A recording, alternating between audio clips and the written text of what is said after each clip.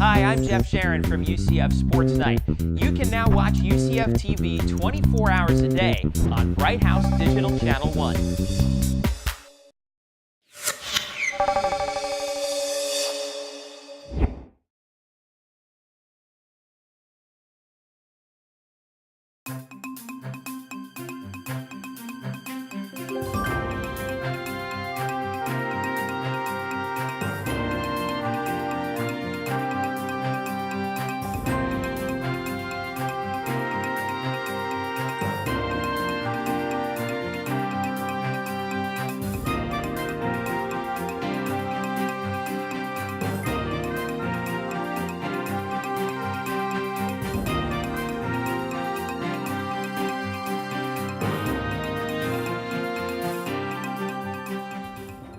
There's a number of different ways that I could present India to you, and I always try to think about who my crowd, my audience is going to be, whether it's a freshman class or an upper division elective or a conference.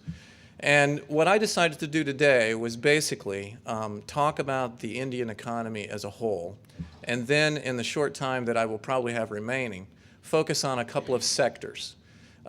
And I decided to pick some sectors that aren't as frequently in the news, I think, here in the United States about what's going on in India. So I won't be talking about information technology, which seems to be the biggest topic of attention.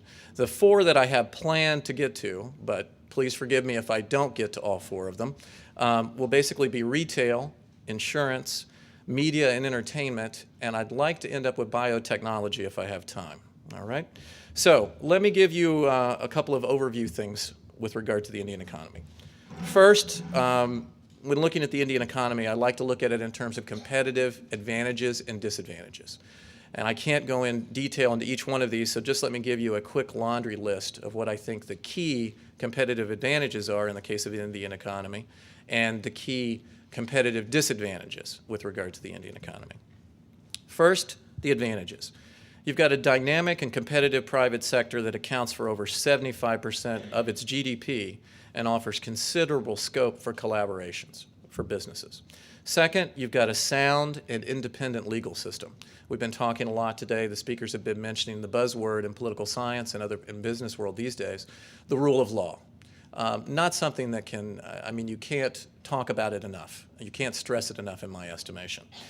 Third, you've got a large and growing consumer market.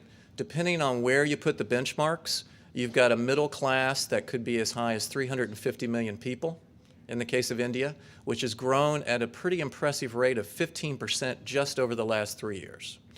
So quite a market, potentially.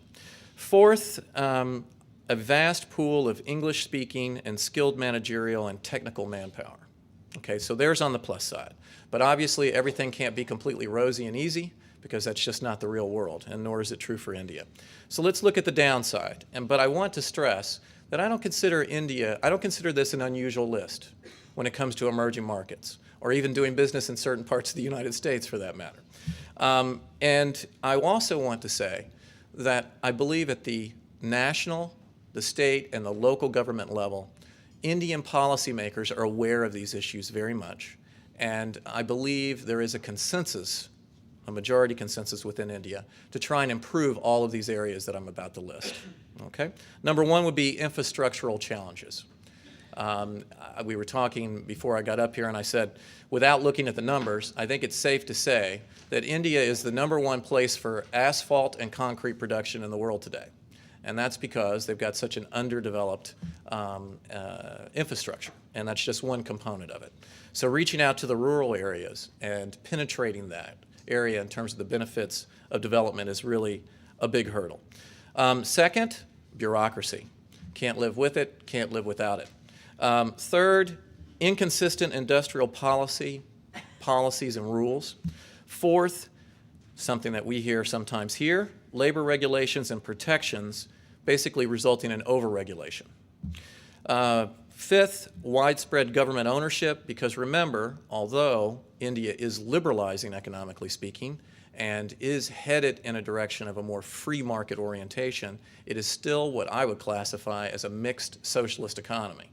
And so you have to realize that the government is still a very big player in the economic sphere. Next and last, corruption. And I know when I first studied India as an undergraduate, the buzzword here was India is a rent-seeking society. And that sort of goes to the heart that, one person's freedom fighter is another person's terrorist. Corruption, for someone in some country looking at another country, they say that's corruption. But then within that society, well, it's just the price of doing business. And there's no taint whatsoever from society's standpoint. Anyway, those are some advantages and disadvantages. Now let's look at the economy and just give you a couple of factors and numbers as a whole. Clearly, the economy is booming. You've got a stable 8 to 9% annual growth rate. You've got rising foreign exchange reserves. You've got a booming capital market and rapidly expanding foreign direct investment inflows. India has emerged as the second fastest growing major economy in the world. And for example, just to, basically it's been growing at an average growth rate of 8.8% in the last 4 fiscal years. And right now, within 06 to 07, a growth rate of 9.6. And that doesn't really take into consideration that just like the states here grow at different rates, same thing with the states in India, you've got a state like the Indian state of Gujarat, which actually grows at over 12% growth rate annually at this point. So that's basically, the things that I would say about the overview. What I would like to look at next is also something that I don't think is mentioned that much in presentations like mine or spoken about in the news all that much, and that is Indian foreign investment, Indian investment here, or they're trying to look for mergers or acquisitions and that sort of thing. And of course, when you talk about trade, you should talk about that, because any definition of trade is about flows back and forth and here and there between markets and countries. Indian companies, big or small, are reaching overseas destinations to tap new markets and acquire technologies. While some of the investment's gone into greenfield projects, a major portion of Indian overseas investment goes into acquiring companies abroad. And of course, acquisitions bring with them major benefits, existing customers, a foothold in the destination market, and also niche technologies they require. 2007 was really sort of the year of M&A, mergers and acquisition, for Indian companies.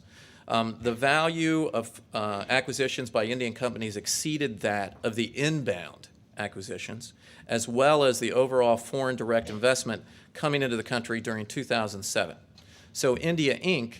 actually spent $32.7 billion for its overseas deals against $15 billion footed by foreign firms who were trying to acquire, trying to make acquisitions in India.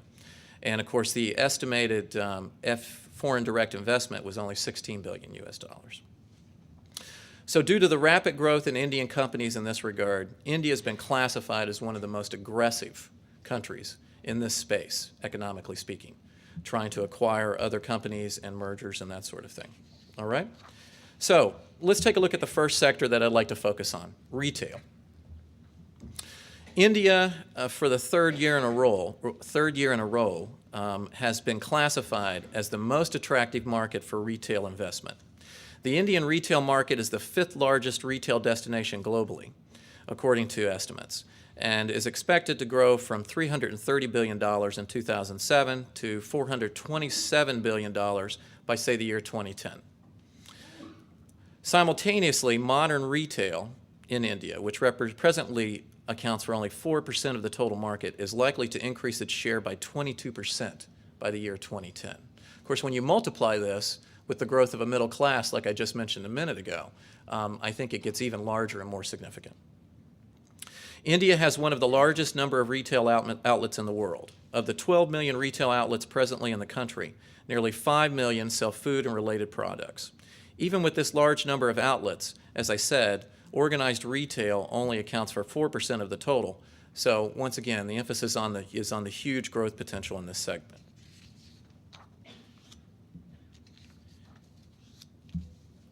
One of the things to keep in mind is that, and particularly in retail, the government is trying to do its part. When you look at regulation, you look at the government in India trying to improve the situation in whatever sector it might be that you're focused on, it's all about the regulatory environment around foreign direct investment.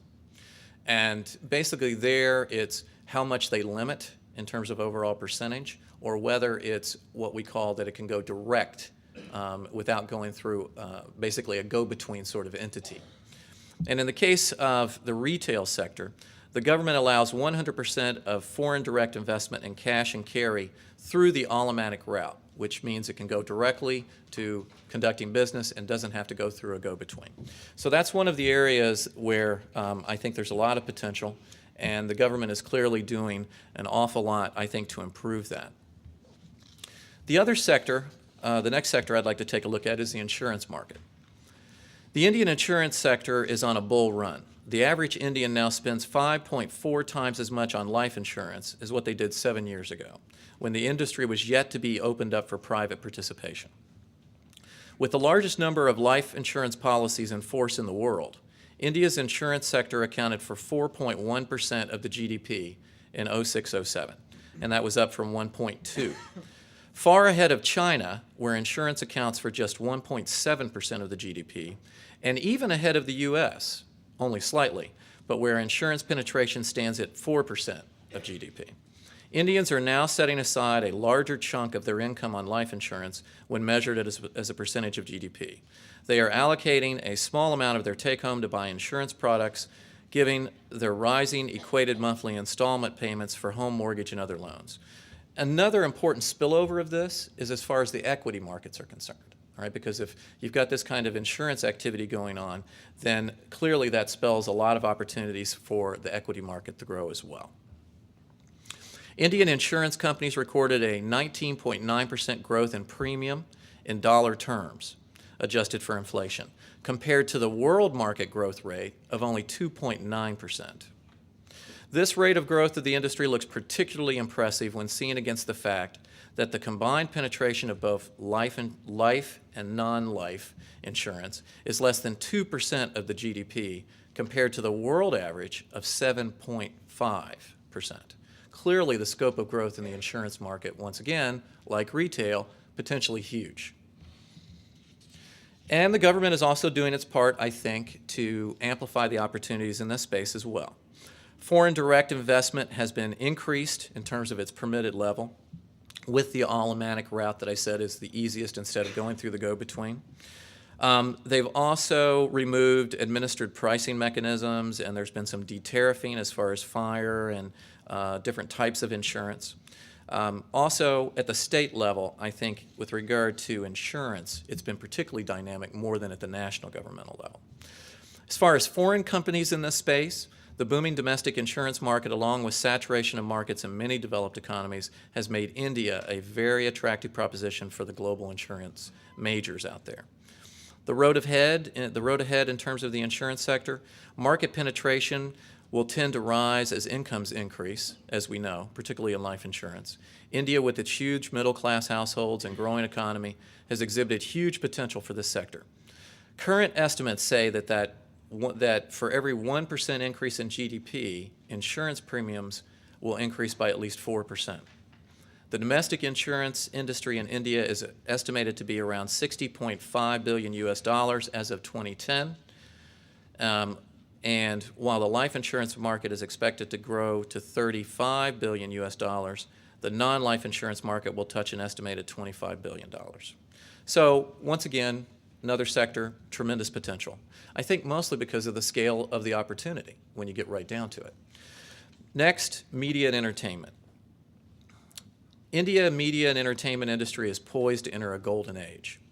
One of the largest markets in the world, the industry has seen strong growth and has the potential to garner $200 billion by the year 2015. Recently, PricewaterhouseCoopers, well, not recently, they've done it for 8 years in a row, they ranked India as the fastest growing market in the world for spends in entertainment and media over the next 5-year period. India will be one of the key drivers in pushing the global environment and the media industry to $2 trillion by 2011. With a compound annual growth rate of 18.5%, the India media and entertainment industry is the fastest growing in the Asia Pacific. There are a couple of different components, obviously, when you talk about the media and entertainment. You've got cinema, television, music, radio, digital music, all of those different segments. But let me just give you, let me just focus and give you a little bit of information on the cinema, the film industry. The Indian film industry, with over 3 billion admissions per annum, is the largest in the world in terms of the number of films produced per year. And so basically the opening of the film industry to foreign investment, coupled with the granting of industry status to this segment, has had a huge impact. And I guess many of you are aware, obviously one of the big players that's come into this space has been Disney.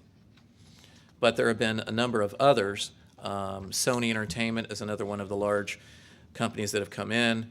At any rate, let me point out a couple of things here that the government is doing to make this even more attractive. First of all, this is one of those areas that there are no limits on the percentage of direct foreign investment. So it's 100% through automatic route for film industry and advertising. There's also 100% FDI allowed in non-news publications. And basically the FM radio sector was opened up for FDI with a 20% cap, but that's a new development. And so, as I mentioned also, they gave the industry status to the film segment, which was something new. And they've opened the FM radio operations to the private sector, because it's one of those areas where obviously the public sector was the main player. So another area with a lot of potential. Now let me quickly go into biotechnology, and I'm glad I've got some time to get to it.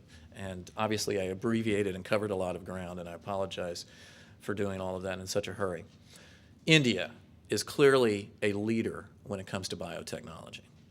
And that's interesting because right now they only account for 2% of the global market.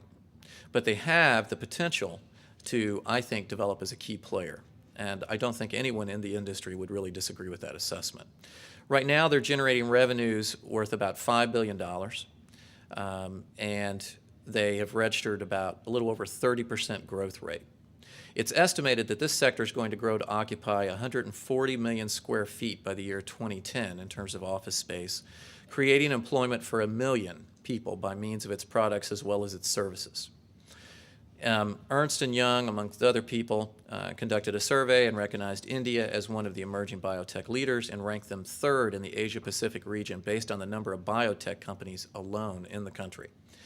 The Indian biotechnology sector, with its low-cost, high-value proposition, has been growing, as I said, between 35% and 40% annually for the last 3 years, with right now a total of 340 companies in the space.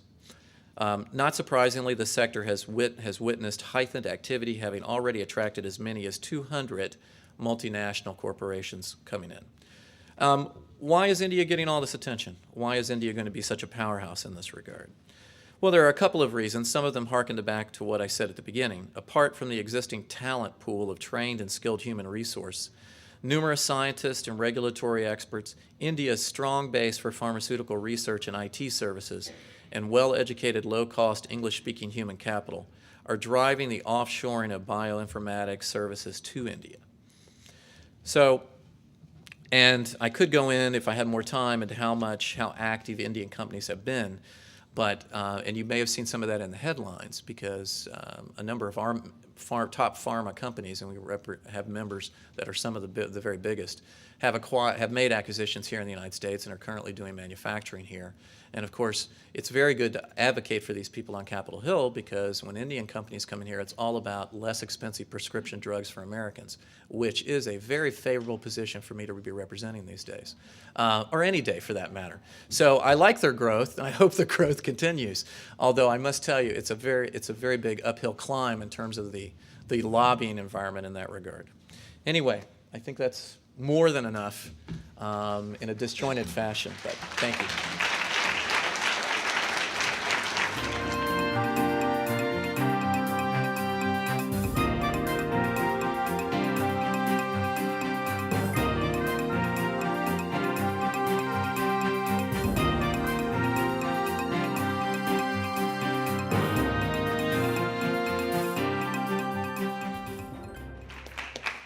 Thanks, Ken, and good afternoon, everyone. And I'd also like to thank UCF and the Office of Global Perspectives for the opportunity to participate in this great program. This is my second time being involved with the Florida International Summit.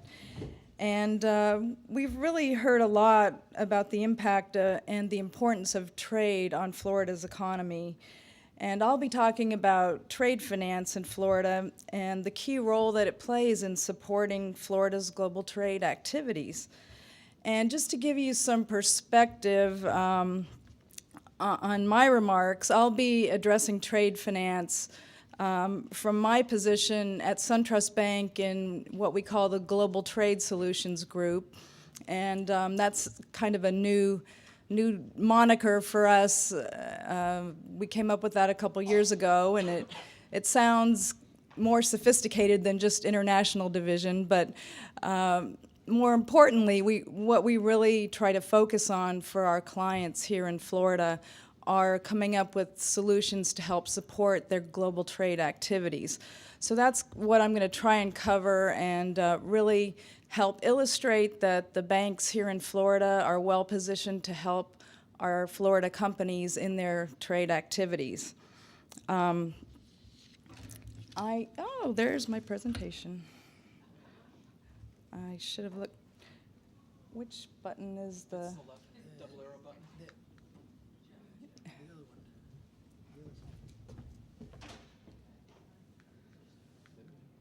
Oh, there we are. I guess it's the right one. I'm sorry. The right one. Okay. Sorry about that. So looking at trade finance, I know we have kind of a mixed audience, so I want to kind of be basic here and just first talk about what do we mean when we say trade finance, because it's kind of a catch-all phrase, but primarily we mean services offered by financial institutions to support global trade in three primary areas, which are payment solutions, financing solutions, and risk mitigation. And so I'm going to be talking about those basic three baskets of services. And I've got a few slides here just, again, talking about trade trends, and pretty much they've all been covered by one speaker or another today, so I'm going to just kind of go through this real quickly. But again, the impact of the declining dollar, driving U.S. exports, the fact that 95% of the world's consumers live outside the United States, and that international trade represented 40% of the U.S. GDP growth in 2007. So we can see that there's great opportunity, obviously, for Florida companies and for our whole economy. This slide just really illustrates the growth in trade in Florida. I've got 2007 numbers. Manny, the numbers I pulled off of the Enterprise Florida website recently showed imports actually going down, but I don't know whether, anyway, I think that's good news for our balance of trade, at least in the state of Florida anyway. Oopsie. A few more Florida trade facts. Manny covered all of these, and just to help illustrate that Florida companies are really in a great position to especially get into exporting and take advantage of that. When I go out and talk to our clients, I have a lot of these slides just to help them get more familiar with the markets. We do specialized sort of strategic review models, and so some of these slides come from that. But really moving into the trade finance area now, and what we offer in Global Trade Solutions and the other banks that are working in this arena for small and medium-sized companies specifically, and we really gear our services to those companies doing approximately $5 million to $100 million in annual sales revenues. These are the companies that really need the most assistance and where we can add the most value. The big guys, the large corporates, they have a lot of that figured out, and they have people on staff, and so this is where we feel we can really make an impact in supporting our small business clients in Florida who are importing and exporting. You probably can't read all the fine print, but really the services fall into, again, we've got the payment solutions, international payments, moving money back and forth between buyers and sellers, foreign exchange, which is a risk mitigation tool, as well as a payment tool to get foreign payments made. Risk mitigation also would be letters of credit to cover payment risk, which can also be used as a financing tool. And then we have specialized financing programs. And I'm going to go into that in more detail because I think that's where we really have the most opportunity, is with the specialized financing programs through the U.S. government and the state of Florida. Before we look at the financing programs, it's useful to look at international methods of payment and how that affects payment risk and a company's working capital. And this is how we try to counsel companies when we're working with them, to help them determine what is the right method of payment for their markets, for their transactions, because they need to be worried about whether they're going to get paid, how to deal with that payment risk, and also how is it going to affect their cash flow, because that's really the key concern of most small businesses. Now, currently, we're seeing a lot of open account sales. Traditionally, in the past, banks had been involved as intermediaries with the two methods of payment, documentary collections and letters of credit. We've seen a decline away from letters of credit for several reasons. I think a lot of it has to do with technology and the level of automation that we have now. People don't want to deal with the heavy documentation involved. And really, a lot of companies prefer to deal directly, either on open account terms or payment in advance. The next slide we're going to look at is to get a better feel for working capital cycles and where companies might need financing along the process. This slide illustrates that a lot of companies, it says now that 81% are dealing on open account terms. And what that means is they're selling their goods on terms and having to wait to get paid. And that is definitely an impact on their cash flow situation. What we can do with working capital programs is to provide both pre-shipment financing and post-shipment financing using the foreign receivables as collateral. And why this is critical for companies doing international trade especially is because typically the sales terms on international orders are longer than domestic orders. And over on the right, it talks about that for exports, it's 68 days. DSO means days sales outstanding. It's an accounting term.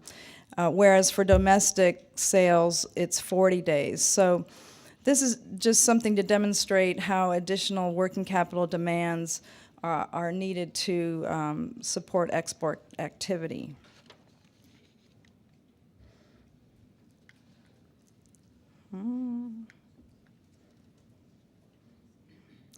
Well, You need to come up above the rostrum so that it has a chance for the laser to hit the screen.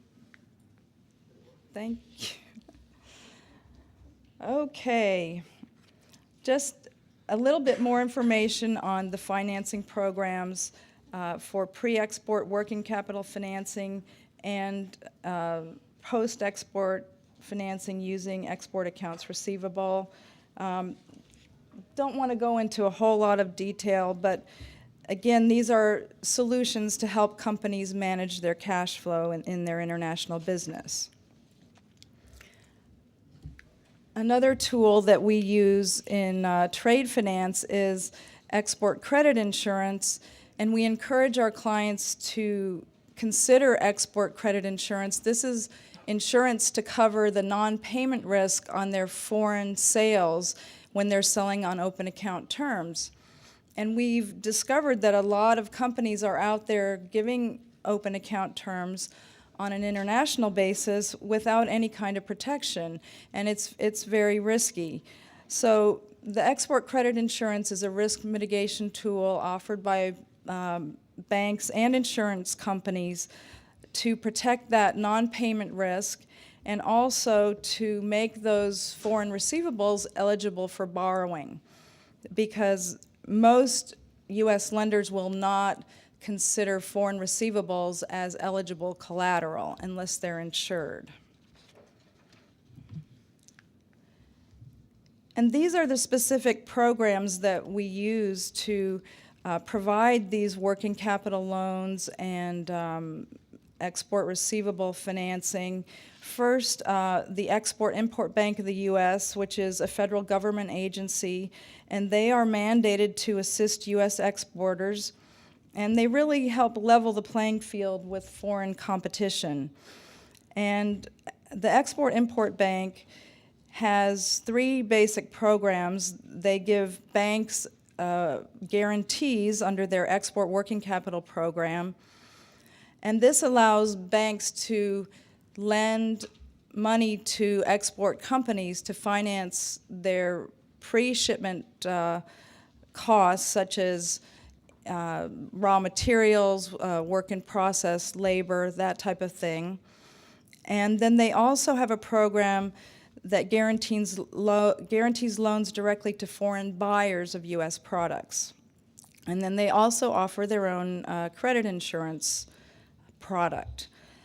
And then we have the U.S. Small Business Administration, the U.S. SBA, which many people are probably familiar with, domestic types of programs that they get loans through the SBA.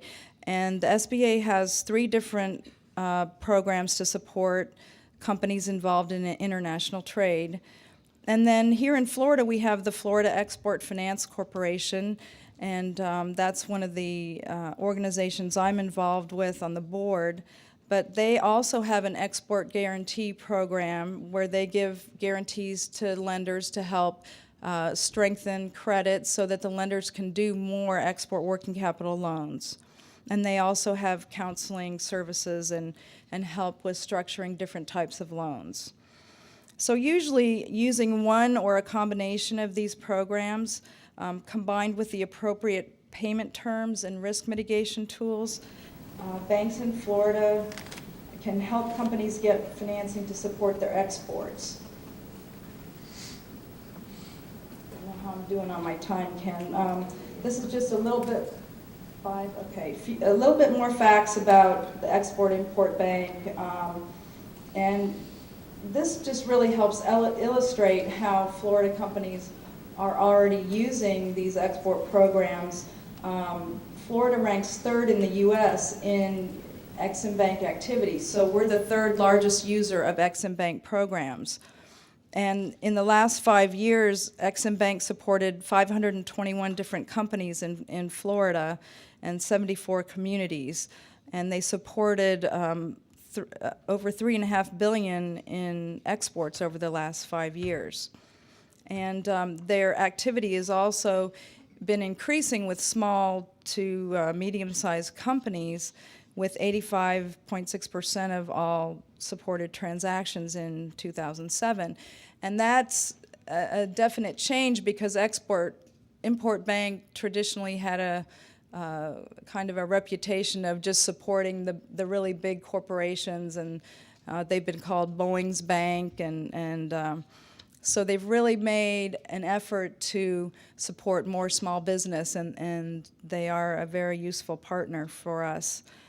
Also, the SBA Export Working Capital Program has really started increasing in usage, and more of the banks are using the SBA Working Capital Program, which is a little more flexible than the Ex-Im Bank because Ex-Im Bank has certain U.S. content requirements.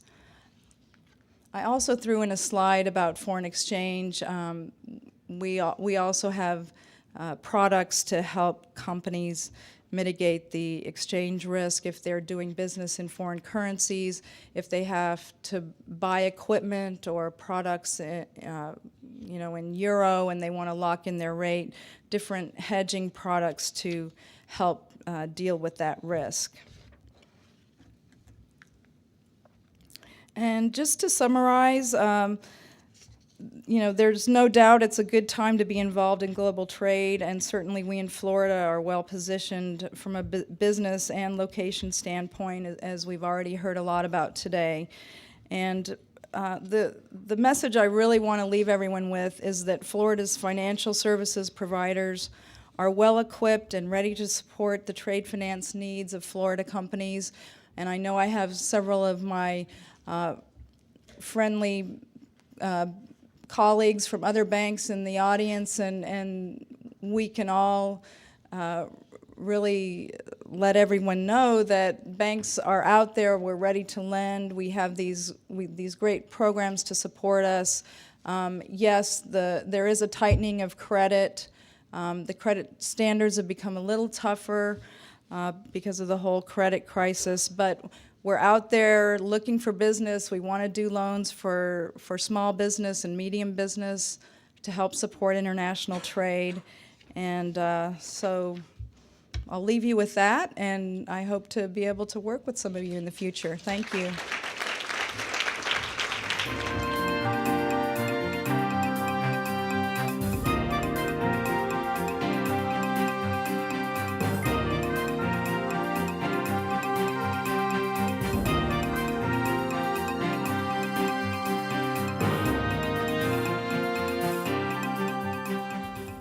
Anyway, my presentation, Cindy had forewarned me not to use a negative like common errors. My presentation actually is a positive. It's tips of the trade. But in fact, it's errors that I see oftentimes with companies that come to me for export counseling. And you'll find the first slide kind of an odd one. And what's an export? How can that be an error? Well, a lot of the times companies don't realize that they're exporting, and they may be missing opportunities, or alternatively, they could be creating liability for themselves. If, for example, they don't realize that they're exporting, they may not realize they need a license. And if they don't realize they need a license and they export in violation of export administration regulations, that can create liability. So I thought it was probably useful to point out a couple of things. An export does not involve the physical transportation of something from point A to point B. And that sounds odd. Consider this. You're a U.S. surgeon, right? Somebody who performs, heart surgery. You fly to Canada to perform surgery on a French national. That's actually an export from Florida or the United States to France. Doesn't matter that it took place in Canada. You are the University of Central Florida. You're developing some sort of really cool piece of technology. And one of the people who works in your lab is a graduate student who's from Saudi Arabia. That person is actually taking knowledge with them back home eventually, someday. That's an export of technology. So exporting can be thought of in a very broad way as a commodity, service, or technology that's rendered by the national of one country to the national of another. It doesn't matter if money changes hands, and it doesn't matter if something physically goes from point A to point B. Another area where I find there's a little bit of confusion is about export readiness. And there are a lot of different people with a lot of different definitions, and I'm going to tell you they're all right and they're all wrong, including myself. This is just my own definition. I have no shortage of people who come to me and say, I'd like to export cars, and I say to them, do you have a broker's license? And they say no. And I say, do you have a dealer's license? And they say no. And I say, where are you planning to get your supply from? And then there's this big long pause on the other end of the phone.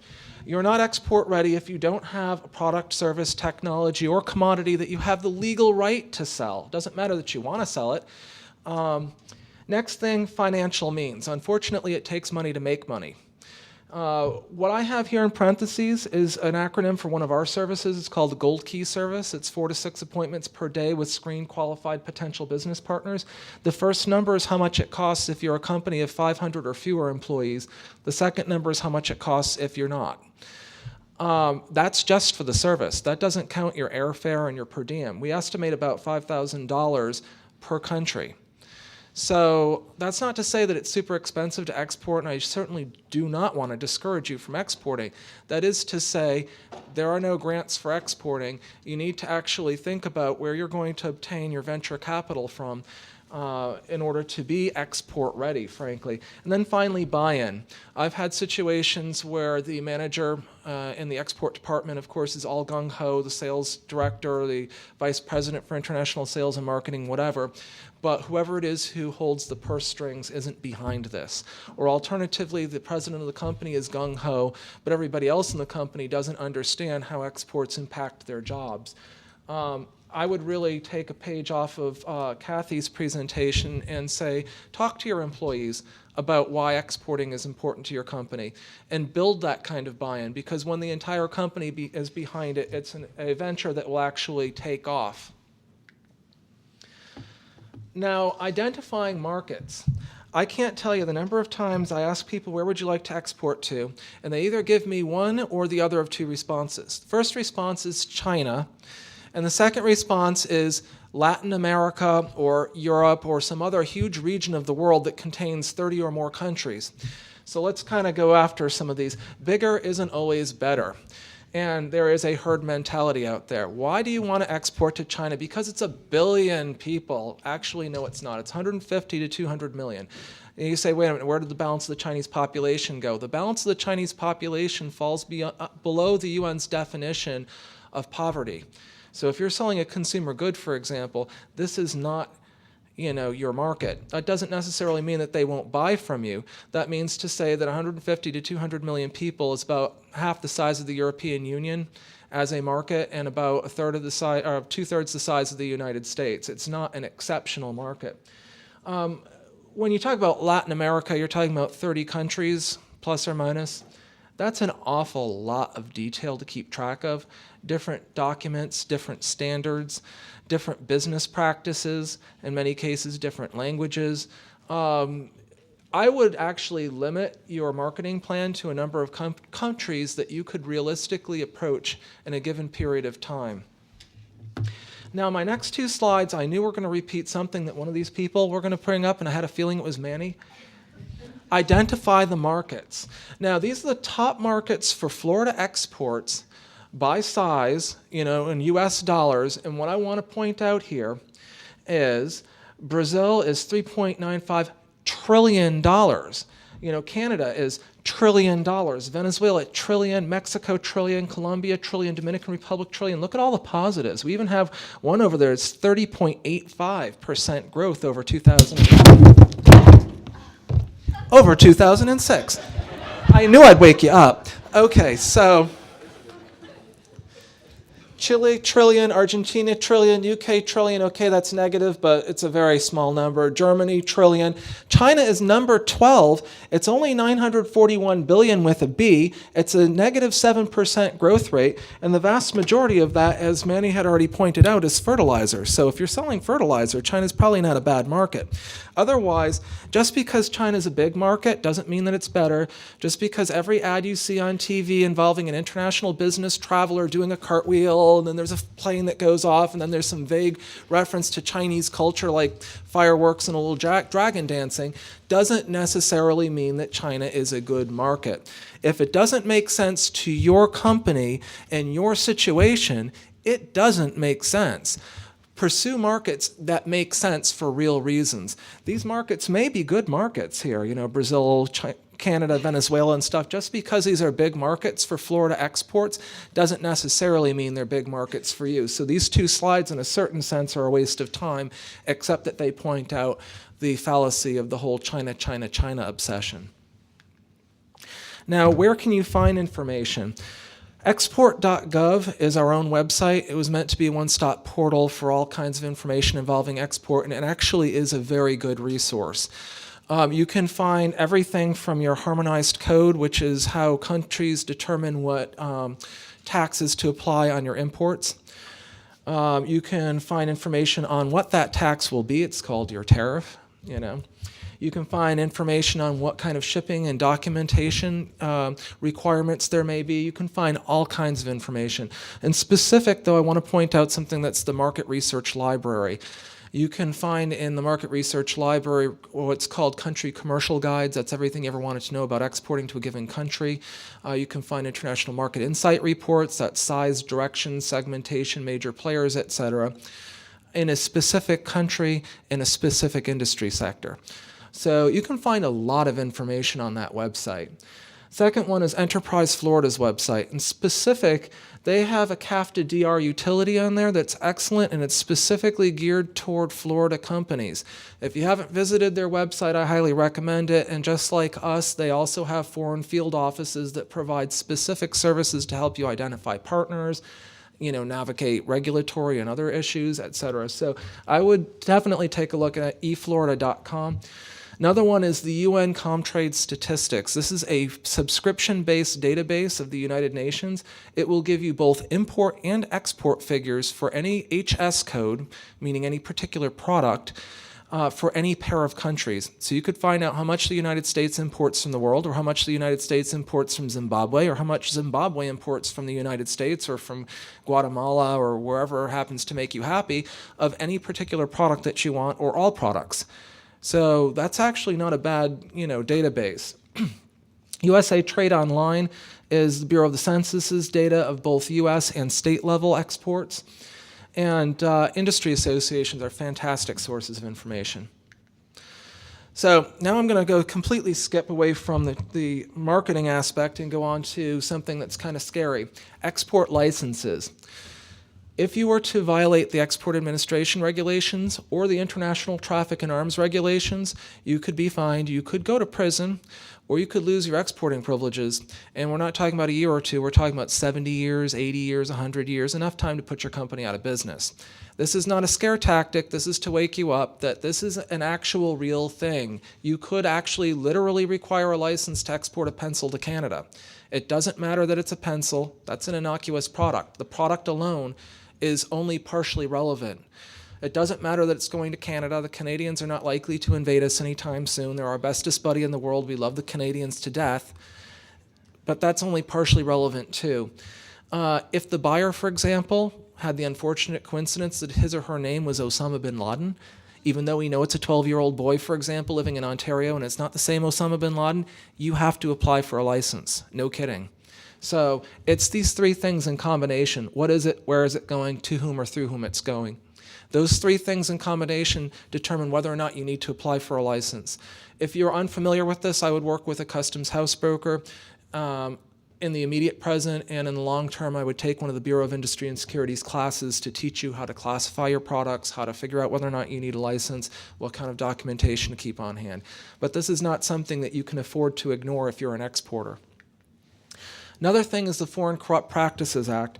Oftentimes, I get clients who tell me that paying bribes to foreign government officials is just how business is done overseas.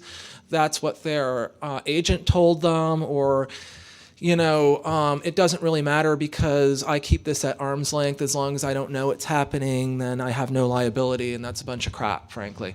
The Foreign Corrupt Practices Act makes it a criminal offense for you or anybody acting on your behalf to pay a bribe to anybody involved in government on any level in a foreign country. How we usually find out about it is your competitor rats you out. They didn't get the bid, you got the bid, you paid the bribe, they rat you out, and now you're visited by the Department of Justice. You probably don't want to go there. So what I actually recommend is that my clients have their foreign business partners sign something that says, I received a copy of the act, I read it, I understand it, I won't violate it in the course of doing business with you. And then periodically document that you've talked to the same distributors once a year, let's say, about this. Have them sign something that says, I've had my yearly training on this and I won't violate the act in the course of doing business on your behalf. Also, a lot of companies are performing due diligence on their business partners using another of our products, which is the International Company Profile. And again, those are the prices if you're 500 or fewer, or not, 501 or greater employees. But that was actually recommended by the Department of Justice as a means of showing that you've done your due diligence with regard to the Foreign Corrupt Practices Act. But that's something a lot of companies overlook because they don't know that the FCPA exists or what their liability is with regard to the FCPA. and they believe that what their business partner is telling them is true. This is how business is done. Starts out at a $250 bribe to get this piece of paper cleared through customs. It ends up being $250,000, plus I want my kid's college education, plus whatever else. And who are you going to talk to? You're violating their laws over there, so you can't talk to their government, and you're violating our laws over here, so you can't talk to ours. And whoever it is who's bribing you really has you over the barrel of a gun, because they know how much your consignment's worth. Good luck with that. And then the final point I want to mention is intellectual property. Intellectual property is the core of your company's value. It's not just patents, it's not just trademarks, it's not just copyrights. It's trade secrets, it's domain names, it's your company's price lists, it's your company's pricing methodologies, it's your company's formulas, it's your company's hiring practices, anything that you have developed on your own that has commercial value. It's your company's identity on the web, your company's logo, your company's name. All of this can be expropriated by somebody else overseas. Intellectual property is territorial in nature. Because you have a U.S. patent doesn't mean squat outside of the United States. You need to have a patent where you're doing business. That you have U.S. trademarks doesn't mean squat outside of the United States. The same thing with copyright. You need to secure yourself as the rights holder. That's registration. Register your rights, not just with the U.S. government, but where you're doing business, where you expect to do business, and where you expect the potential IP thieves to operate. Record your trademark, copyright, patent registrations, etc., with the Customs Administration and with their Department of Trade, whatever that happens to be called over there. You can actually erect barriers to entry for imports that are infringing on your intellectual property rights, but you can't do that until you record your registered rights. You see, those two are linked, bullet number 2. Enforcement is possible. You need to keep track of what rights you have and how they're being used overseas to be able to enforce them. You can call me and pick my brain for more detail. I don't want to beat this dead horse, but the real jewel here is an intellectual property rights audit. This can cost you a lot of money, or it can cost you a set budget. And the difference is knowing what assets you have, knowing what liabilities you have, and making sound business decisions to protect yourself in international markets and to protect your home market. So please do consider talking to an IP attorney, cataloging your assets, registering, recording, and enforcing your intellectual property rights. And if you have questions about anything that I've said, please give me a call or send me an email, or you can ask questions during the question and answer period. That's it.